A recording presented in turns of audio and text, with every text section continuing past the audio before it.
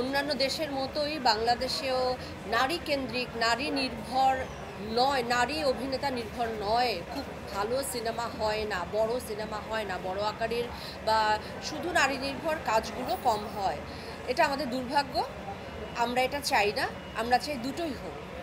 আমরা পুরুষ বিদ্বেষী নয়, পুরুষ অভিনেতারা অভিনয় করবে না তা নয়, ওদের সাথে বন্ধুর মতো একসঙ্গে আমরাও করব, কিন্তু আমাদেরও ওমেন লিড দরকার, ওমেন সেন্ট্রিক ক্যারেক্টার দরকার, ওমেন সেন্ট্রিক গল্প প্রয়োজন।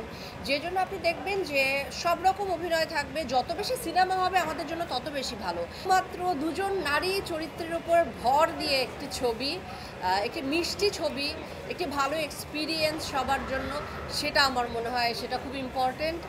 সেটা আমরা দুজন করতে পেরেছি পিপলু ভাইয়ের হাত ধরে, এবং আমরা সবচেয়ে বেশি নারীদেরকে বলবো একটু দেখবার জন্য, কারণ এটা শুধুমাত্র যে আমার আর মানে জয়া শারমিনের গল্প তা নয়, বিভিন্ন নারীর জন্য এটা একটা ইন্সপায়ারিং গল্প। তাদের স্ট্রাগল, তাদের অনুভূতি সব কিছুর একটা আবার নতুন করে রিডিসকভার করতে পারবে সবাই।